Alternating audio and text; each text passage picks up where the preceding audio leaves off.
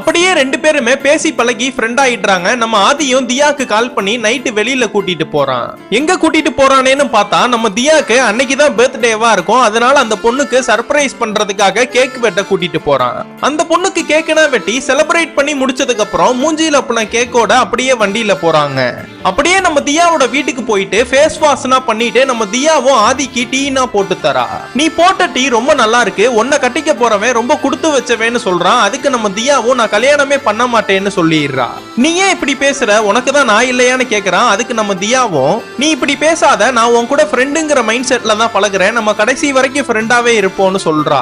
சரி நான் இன்னமே இது மாதிரி பேசல, ஆனா நீ ஏன் இது மாதிரி என்கிட்ட வந்து பேசுவேன்னு ரொம்ப கிண்டலா சொல்றான். அதுக்கப்புறம் இவங்க ரெண்டு பேருமே சேர்ந்து அடுத்த நாள் மாலுக்கு போறாங்க. அங்க ஒரு கண்ணாடி கிளாஸ் எடுத்து பார்த்தா ரேட் அதிகமா இருக்குன்னு இவன் அந்த இடத்துலயே வச்சிடறான். இவங்க ரெண்டு பேருமே நல்லா ஊர்னா சுத்திட்டு பைக்கை தள்ளிட்டு நடந்து போயிட்டு இருக்கும் போது நம்ம தியாவோ திடீர்னு நாளைக்கு காலையில நான் மும்பைக்கு கிளம்ப போறேன்னு சொல்றா. இதனா கேட்ட ஆதிக்கும் என்ன திடீர்னு சொல்ற, காலையில என்கிட்ட எதுவுமே சொல்லவே இல்லையேன்னு கேக்குறான். காலையில சொல்லியிருந்தா நீ ரொம்ப அப்செட் ஆயிருப்ப, அதனாலதான் நான் சொல்லலன்னு சொல்றா. இது மட்டும் இல்லாம இவனுக்கு பிடிச்ச அந்த கூலிங் கிளாஸ் ரொம்ப ரேட் அதிகமா இருக்குன்னு அந்த மால்லே வச்சுட்டு வந்திருப்பான். அந்த கண்ணாடியை வாங்கிட்டு வந்து இவனுக்கு சர்ப்ரைஸ் பண்ணி கொடுக்குறா. இவளும் மும்பைக்கு கிளம்ப போறான்னு இவனுக்கு நைட்டு முழுக்க தூக்கமே வரமாட்டேது. அதனால அவங்க அம்மாக்கு கால் பண்ணி ஐடியா கேக்குறான். அவங்க அம்மாவும் நீ எதுக்கு கவலைப்படாத, அந்த பொண்ணு கூடயே ட்ரெயின்ல போயிருன்னு சொல்றாங்க. இவங்க ரெண்டு பேருமே ஜாலியா ட்ரெயின்ல பேசிட்டு டிராவல் பண்ணி போயிட்டு இருக்காங்க. நம்ம ஆதியும் டைம் ஆயிருச்சு, நம்ம ரெண்டு பேருமே தூங்கலாம், காலையில ஸ்டேஷன் வந்தோன்னு நான் சொல்லாம கொள்ளாம கிளம்பிடுவேன், நீ பார்த்து போயிட்டு வான்னு சொல்றான்.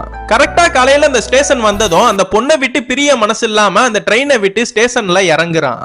நம்ம இறங்கிட்டோன்னு ஒரு வாட்டியாச்சும் அவ ட்ரெயின்ல விண்டோல பாப்பான்னு இவனு வெயிட் பண்ணி பார்த்துட்டே இருக்கான். ஆனா அந்த பொண்ணு பார்க்கவே இல்ல. கடைசியில பார்த்தா நம்ம தியாவும் அந்த ஸ்டேஷன்லயே இவனுக்காக இறங்கி இருப்பா.